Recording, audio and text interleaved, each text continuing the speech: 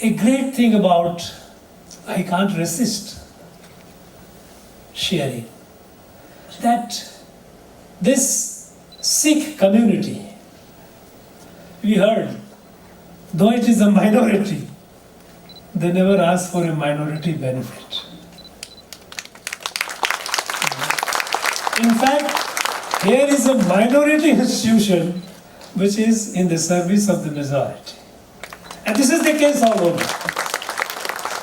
You will never find, at least I, in my over nearly about 72 years of my life, I have not seen a begging Sikh. Enterprise, hard work, determination, resolve. A starved house, however small it may be, but with self-pride, self-respect, rise. This virtue the nation needs. The country needs this spirit. A spirit of not asking favor. Instead, building oneself capable to do service to others rather than seeking service from others in various names or various categories. All that I would like to share with you is the spirit of NEP 2020. What is the spirit of NEP 2020? Usually it is said that this is the third education policy in our country. The first was in the 60s, second was in 80s, and this is the third one. But is it really the third one? It is not. In many ways, it is the first one. Because the earlier two education policies, they were improving. They were reformatory in nature. Academic curriculum, the education system that we had inherited from the colonial age. We believed that that was perhaps the best suited to our country. And education policy of 60s and 80s, they emphasized on how to spread the education, that education to the largest number. How to improve what was being taught. Some tinkering here, some tinkering there. But essential core of education policy remained essentially what we had inherited from the colonial time. I remember in my childhood in my village, I was born and brought up. I did my high schooling from my village. Every year, before the monsoon starts, the whole village will gather, at least one male member from every family, got together, took our spades and crowbars, and cleaned the canal, distributary canal, for running into several kilometers, which took waters to our field. We didn't look up to government to come and do it. Before the advent of rains, the village got together, desilted the village pond, so that the rainwater is stored there. I participated in that. This was community's power. This was society's power. But today, I find in the same village, when the road, there is a small patch which is not okay, which is not where there are some ditches. People will get together, write a long petition, go to the district office or the state capital, present the petitions to either the MLAs or minister or the officials. Look my way. Now this is the stage where we reached. The advent of modern state in the European model emasculated our strength, and we became dependent on this government.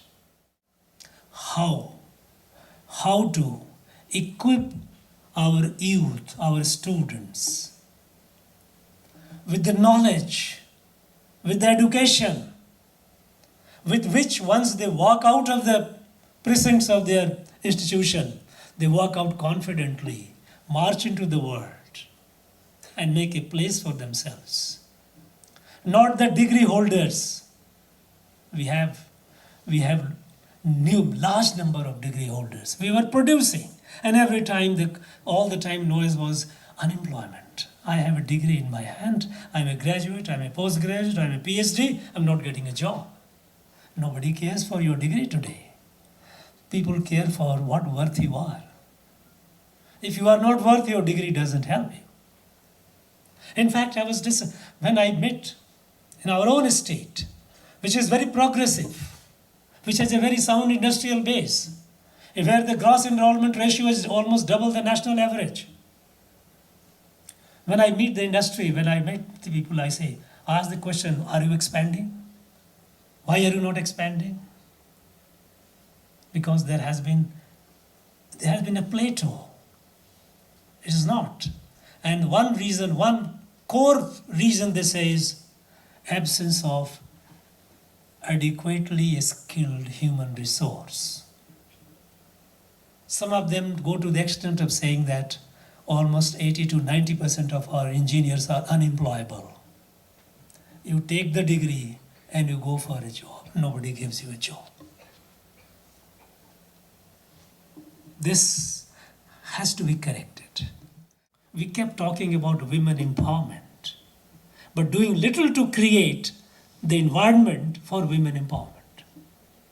How is it possible that we have our girls going to schools and colleges if we don't build girl toilets in the schools and colleges? Is it possible? No.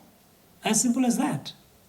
We kept talking about women literacy, women education, without creating adequate enabling environment. And as a result, we kept our half the population away from contributing to building the nation. Today, all the frontiers are open. We know that our daughters are doing incredible things. They are doing in all the results that you see, invariably you will find they are doing better than the boys. This is New India. The New India has to be built with the new spirit of transformation, new spirit of building the new country, taking it to the destiny that it deserves. This country does not deserve to be at the margin of international affairs. This country deserves to be at the center stage of the world affairs. We have more than 250,000 IITians who are managing the best, most advanced technical institutions in the United States of America. Wherever you go, you will find our IITians are doing that. Our engineers, our doctors are serving. They are universal citizens. We have given them the technical education, the best of it. But we did not inspire them to develop a sense of who you are. But still, it is there in the sanskar. And that sanskar we saw it during COVID when our